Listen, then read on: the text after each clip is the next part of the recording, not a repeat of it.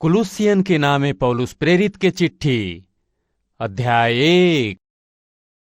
पौलुस के ओर से जे परमेश्वर के इच्छा से यीशु मसीह के प्रेरित हुए, और भाई तीमुथियुस के ओर से मसीह यीशु में वो पवित्र और विश्वासी भाई लोगन के जे कुलुस्से में रहेले, हमरा पिता परमेश्वर के ओर से तुहन लोग के अनुग्रह और शांति मिलत रहे। हम तुहन लोग खातिर हमेशा प्रार्थना करके अपना प्रभु यीशु मसीह के पिता यानी परमेश्वर के धन्यवाद करेनी, काहे कि हम सुनले बानी कि मसीह यीशु पर तुहन लोग के विश्वास बा और सगरी पवित्र लोग से प्रेम करेला। ई ऊ आशा के कारण बा जवन तुहन लोग खातिर सरग में धइल बा, जेकरा बारे में तुहन लोग पहले ही सांझ में वचन यानी सुसमाचार सुन चुकल बाड़ा, जवन तुहन लोग के लगे पहुँचल बा, और जैसे ऊ सगरी दुनिया में बराबर फल लियावेला और बढ़तो जाता, वैसे ही जौना दिन से तुहन लोग वो समाचार के सुनला और सांच मन से परमेश्वर के अनुग्रह के समझला, ऊ तुहनो लोग में काम करत। ओही के सीख तोहन लोग हमरा प्यारा संगी दास इफ्रास से पौला जा, जे हमरा ओर से मसीह के विश्वास करे लायक सेवक हुए। उहे तोहन लोग के प्रेम के बारे में जवन आत्मा में बा हमरा के बतौलन। यही से जौना दिन से ई सुनले बानी, हमहू तोहन लोग खातिर ई प्रार्थना कइल और विनती कइल ना भूलानी कि तोहन लोग सगरी आत्मा के ज्ञान और समझ सहित परमेश्वर के इच्छा के पहचान में पूरा पक्का होखा लोग, जौना से तोहन लोग के चाल चलन प्रभु के लायक होखे और सगरी प्रकार से उनकरा के खुश कर जा, और तोहन लोग में हरेक प्रकार के नीमन कमवन के फल लागो, और तोहन लोग परमेश्वर के ज्ञान में बढ़त जा, और उनका महिमा से भरल ताकत के जैसन सगरी प्रकार के सामर्थ से बलवान बन सक, जवना हरेक प्रकार के दृढ़ता और धीरज पा सक, और पिता के धन्यवाद खुशी के संगे करत जा, जे हमनी के एह लायक बनौले बाड़े कि प्रकाश के राज में संत लोग के संगे बारिश बने खातिर संगे भागी होखी जा। उहे त हमनी के अन्हार के कब्जा से छुड़ा के अपना प्यारा बेटा के राज में लियाइल बाणे, जेकरा द्वारा हमनी के छुटकारा यानी पाप से माफी मिलेला। यीशु मसीह ना लौके वाला परमेश्वर के रूप हउवन, और सगरी दुनिया में पहिलका हउवन, और सगरी दुनिया के पैदा कइल गइल चीजन में उत्तम बाड़न, काहे कि परमेश्वर उनकी द्वारा सगरी चीज सृजले। सरग का होखे या धरती के, लौके वाला या ना लौके वाला, का राजगद्दी का आत्मा के शासन का अधिकार, सगरी चीज उन्हीं के द्वारा और उन्हीं खातिर पैदा भइल बा। उहे सगरी चीज में पहिलका हउवन, और सगरी चीज उन्हीं में अटल बा। उहे मसीह के देह यानी मंडली के सिर हउवन। उहे आदि हउवन, और मुर्दन में से जी उठे वालन में पहिलका हउवन, जौना से उहे सगरी बात में प्रधान ठहरसु, काहे कि पिता के यह निमन लागल कि सगरी भरपूरी उनकरे में होखे, और उनकरा क्रूस पर बहावल गईल खून के द्वारा मेल मिलाप क के उन्हीं के द्वारा सगरी चीजन के अपना संगे मेल करौले, चाहे वो धरती पर के होखे चाहे सरग में के होखे। तोहन लोग पहले त अलगा कइल गईल रहला और मन से दुश्मन रहला, काहे कि तोहन लोग के दिमाग में बाउर विचार रहे। तब वो अपना शारीरिक देह में मौत के द्वारा तोहन लोग से मेल कर लियले बाड़न, कि तोहन लोग के अपना सामने पवित्र और बिना कलंक के बिना दोष के बना के हाजिर करस। यदि तोहन लोग विश्वास के नेव पर पक्का बनल रहा, और वह सुसमाचार के आशा के जेके तोहन लोग सुनले बाड़ा जन छोड़ा, जेकर प्रचार आकाश के नीचे के पूरा दुनिया में कइल गईल, और जेकर हम पौलुस सेवक बननी। अब हम वो दुख के कारण खुशी मनावे नी जवन तोहन लोग के कारण उठौनी, और मसीह के दुख के घटी उनका देह यानी मंडली खातिर अपना देह में पूरा करतानी, जेकर हम परमेश्वर के वो इंतजाम के अनुसार सेवक बननी, जवन तुहन लोग खातिर हमरा के दिहल गईल, जवना से हम परमेश्वर के वचन के पूरा पूरा प्रचार करी, यानी वो भेद के जवन बहुते युग और बहुत पीढ़ी से छिपावल रहे, बाकी अब उनका उस संत लोग पर प्रगट भइल बा, जेकरा पर परमेश्वर प्रगट करे के चाहले कि ऊ लोग के मालूम होखे कि आन जात के लोग में वो रहस्य के महिमा के धन का है। ऊ ई बा कि मसीह तुहन लोग में बसेले और यह महिमा के आशा हुए, जेकर प्रचार करके हम हर एक आदमी के चेता देतानी और सगरी ज्ञान से हर एक आदमी के सिखावे नी कि हम हर एक आदमी के मसीह में सिद्ध करके हाजिर करी। और यही खातिर हम उनकर वो ताकत के जैसन जौन हमरा में सामर्थ के संगे प्रभाव डाले ले तन मन लगा के मेहनतों करे नी। कुलुसियन अध्याय 2।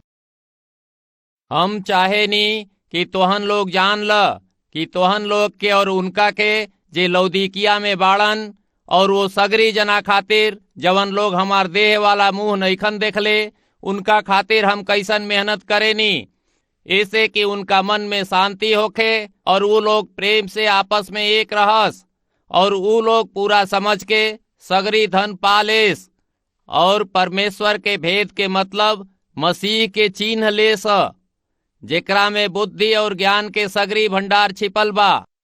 ई हम एक खातिर कहतानी कि कौनो आदमी तोहन लोग के मोह लेवे वाली बात से धोखा जन दे, काहे कि यदि हम देह के भाव से तोहन लोग से दूर बानी तब हुओ आत्मा के भाव से तोहन लोग के लगे बानी।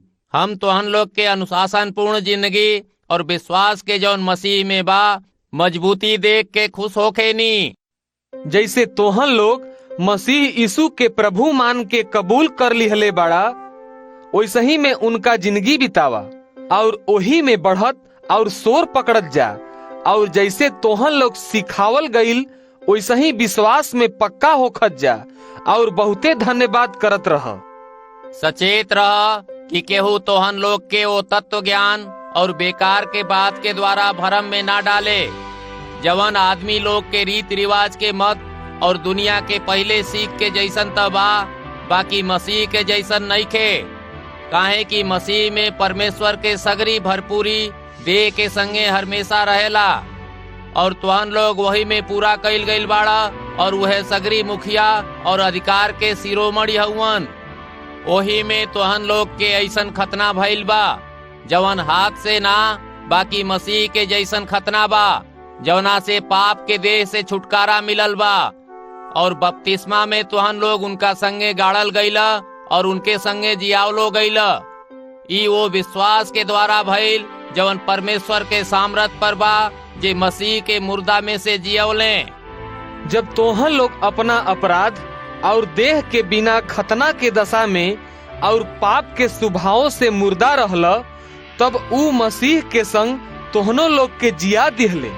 ऊ हमनी के सगरी कसूर के माफ कैले और विधियन के उल्लेख जवन हमनी के नाम पर और हमनी के विरोध में रहे मिटा दिहले बाड़न और ओके क्रूस पर कांटी से ठोक के हमनी के सामने से हटा दिहले। जब मसीह प्रधान पद और अधिकारी लोग से क्रूस के द्वारा बिना हथियार के कर दिहले, तो ऊ लोग पर जीत पाके ऊ लोग के खुलम खुला तमाशा बनौले। ऐसे कि खाए पिए या परब या नया चांद या सबत के मनावे के बारे में तुहन लोग के केहू फैसला जन करे, काहे कि सगरी आए वाली बात के छाया है, बाकी असल सच्चाई तो मसीह में बा। केहू झूठों के सिधाई दिखा के तुहन लोग के कायल जन कर दे और सरक दूत लोग के पुजवाओ। तुहन लोग के दौरला के इनाम के पावला से तुहन लोग के केहू रोक जन ले। ऐसन आदमी देखत बात में लागल रहेला और आपन देह के सोच विचार पर बेकारे के फूलेला और वो मसीह के छोड़ दियले बा जे सिर हउवन, काहे कि मसीह के अधिकार में रहला से देह के सगरी अंग मतलब गांठ और नस के जिंदगी मिलेला, जैसन कि परमेश्वर ओके बढ़े के ठहरौले बाड़न।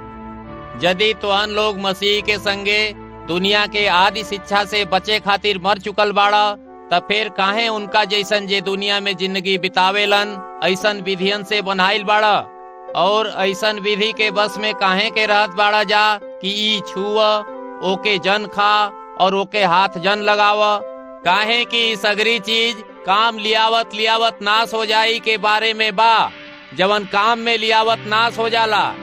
यह तरह के नियम से एगो बुद्धिमानी त लौकेला, अपना सोच से बनावल दूतन के उपासना और झूठों के सिधाई, उनकर कठोर देह के व्यवहार, बाकी अय्यासी के रोकला में कोनो फायदा ना होखेला। कुलुसियन अध्याय 3। यही से जब तोहन लोग मसीह के संगे जियावल गईल बाड़ा त सड़क के चीजन के खोज में रह, जहवा मसीह बरतमान बाड़न और परमेश्वर के दहिना बगल बैठल बाड़न। धरती पर के ना बाकी सड़क के चीजन पर ध्यान लगावा, काहे कि तोहन लोग त मर चुकल बाड़ा और तोहन लोग के जिंदगी मसीह के संगे परमेश्वर में लुकाइल बा। जब मसीह प्रगट होखिहन जे हमनी के जिंदगी बाड़न, तब तोहनो लोग उनका संगे महिमा के संगे प्रगट कइल जइब। यही से अपना वो अंगवन के मार दा जौन धरती पर बा, मतलब बेभिचार, अशुद्धपन, बाउर काम, बाउर इच्छा और लालच, जवन मूर्त के पूजा कैला के बराबर बा। यही कुल के कारण परमेश्वर के प्रकोप ओ लोगन पर आई जे हुकुम ना माने ले। और जब तोहन लोग ये बाउर कमवन में जिंदगी बितावत रहला त तोहन लोग इन्हने के जैसन चलत रहला। बाकी अब तोहन लोग ये सगरिन के छोड़ दा, मतलब किरोध, आग बबूला होखल, बैर भाव, बेइज्जती और मुंह से गारी बकल।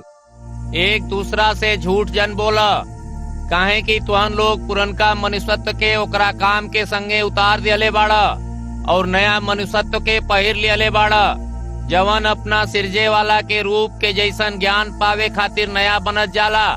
एमे ना त यूनानी, ना यहूदी, ना खतना, ना बिना खतना के, ना जंगली, ना स्कूती, ना दास और ना आजाद, कौनो भेद नहीं खे। बाकी मसीह सगरी कुछो और सब में बाड़न। यही से परमेश्वर के चुनल गई लोग जैसन बना, जे पवित्र और प्यारा बाड़न, अपना दिल में दया करे वाला, करुणा, भलाई, दीनता और नरमपन और धीरज अपनाव। और यदि केहू के ऊपर दोष लगावे के कौनो कारण होखे त एक दूसरा के सहिल और एक दूसरा के अपराध माफ कर, जैसन प्रभु तोहन लोग के अपराध माफ कैले वही तरह तोहनो लोग कर। और एह सगरीन के ऊपर प्रेम के जवन एकता के सिद्ध बंधन बा बांध ल। और मसीह के शांति तोहन लोग के दिल में राज करी, जेकरा खातिर तोहन लोग एह देह में बुलावल गईल बाड़ा। और तोहन लोग धन्यवाद देवे वाला बनल रह, मसीह के वचन के अपना दिल में बहुते ज्यादा करके बसे द। और सिद्ध ज्ञान के संगे एक दूसरा के सिखाव और सलाह द। और अपना मन में अनुग्रह के संगे परमेश्वर खातिर भजन और स्तुति के गाना और आत्मा के गाना गाव। और वचन से या काम से जवन कुछू कर, सगरी प्रभु यीशु के नाम से कर और उनका द्वारा परमेश्वर पिता के धन्यवाद कर। हे मेहरारू लोग, जैसन प्रभु में सही बा वही तरह अपना अपना मर्द के कब्जा में रह। हे मर्द लोग, अपना अपना मेहरारू से प्रेम कर और उनका संगे कठोर व्यवहार जन कर। हे लइका लोग, सगरी बात में अपना महतारी बाप के हुक्म माना, काहे कि ऐसे प्रभु बहुते खुश होखेलन। हे बाप लोग, अपना लइकन के तंग जन कर जा, ऐसा ना होखे कि उ लोग के हिम्मत टूट जाओ। हे नौकर लोग, जे देह के स्वभाव से तोहन लोग के मालिक बाड़े, सगरी बात में उनका हुक्म के माना, आदमी लोग के खुश करे वाला लोग के जैसन दिखावे खातिर ना, बाकी मन के सिधाई और परमेश्वर के डर से रह। और जवन कुछ तोहन लोग करेला तन मन से कर, ई समझ के कि आदमी लोग खातिर ना, बाकी पूजा की प्रभु खातिर करतानी। काहे कि तोहन लोग जान ल कि तोहन लोग के एकरा बदला में प्रभु के ओर से बारिश बने के मिली।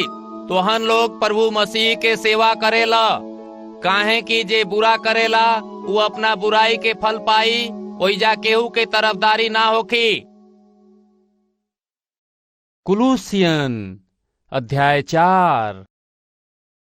हे मालिक लोग, अपना अपना नौकर लोग के संगे न्याय और ठीक ठीक व्यवहार कर, ई बूझ के कि सरग में तुहन लोग के एगो मालिक बाड़न। प्रार्थना में लागल रह और जागत रहला में धन्यवाद करत रह, और एकरा संगे संगे हमरो खातिर प्रार्थना करत रह कि परमेश्वर हमरा खातिर वचन सुनावे के ऐसन फाटक खोल देस कि हम मसीह के वो भेद के बता सकें जेकरा कारण हम जेल में बानी, और मसीह के ऐसन प्रगट करें जैसन हमार कईलो जरूरी बा। अवसर के कीमत बूझ के बाहर वाला लोग के संगे बुद्धिमानी से व्यवहार कर। तुहन लोग के वचन हमेशा अनुग्रह के संगे मीठ होखे कि तुहन लोग के हर आदमी के सही तरीका से जवाब दिहल आ जाओ। प्यारा भाई और विश्वास करे लायक सेवक तिखिकुस, जौन प्रभु में हमरा संगे काम करे वाला हवन, ऊ हमरा सगरी बात तुहन लोग के बता दिहन। उनके हम यह खातिर तुहन लोग के लगे भेजतानी कि तुहन लोग के हमार दशा मालूम हो जाओ, और ऊ तुहन लोग के दिल के शांति दे। और उनका संगे उनेसिमुस के भेजतानी, जौन विश्वास करे लायक और प्यारा भाई और तुहन लोग में से हमें। ई लोग तुहन लोग के यहाँ के सगरी बात बता दी हैं। अरिस्तर्खुस जौन हमरा संगे कैदी बा, और मरकुस जौन बरनबा के चचेरा भाई लागेला, जेकरा बारे में तुहन लोग हुकुम पहले रहला कि यदि ऊ तुहन लोग के लगे आवे तो उसे नीमन तरीका से व्यवहार करिया। और यीशु जे युस्तुस कहलाले ताके नमस्कार करता। यहूदी लोगन में से खाली यह परमेश्वर के राज खातिर हमरा संगे काम करे वाला हमार शांति के कारण बा। इफ्रास जौन तुहन लोग में से हवन और मसीह यीशु के दास हवन, तुहन लोग के नमस्कार कहत बाड़न, और हमेशा तुहन लोग के खातिर और अपना प्रार्थना में बहुते मन से कोशिश करेला कि तुहन लोग सिद्ध होके पूरा विश्वास के संगे परमेश्वर के इच्छा पर अटल रह। हम उनकर गवाही बानी कि वो तुहन लोग खातिर और लौदीकिया और हियरा पुलिस वाला लोग खातिर बहुते मेहनत करत रहेलन। प्यारा वैद्य लूका के और देमास के तोहन लोग के नमस्कार। लौदीकिया के भाई लोग के और नुम्फास और उनका घर के मंडली के लोग के हमार नमस्कार कहिया। और जब ये चिट्ठी तुहन लोग के यहाँ पढ़ लिहल जाए तो ऐसन करिया कि चिट्ठी लौदीकिया के मंडली में पढ़ल जाए, और वो चिट्ठी जौन लौदीकिया से आवे तो वहू के तुहन लोग पढ़ लिहा। फिर अर्खिपुस से कहिया कि जवन सेवा प्रभु में तोहरा के दिहल गइल बा ओके होशियारी के संगे पूरा करिया। हम पौलुस के अपना हाथे से लिखल गइल नमस्कार हमरा बेड़ियन के याद रखिया। तोहन लोग पर अनुग्रह होखत रहे। आमीन।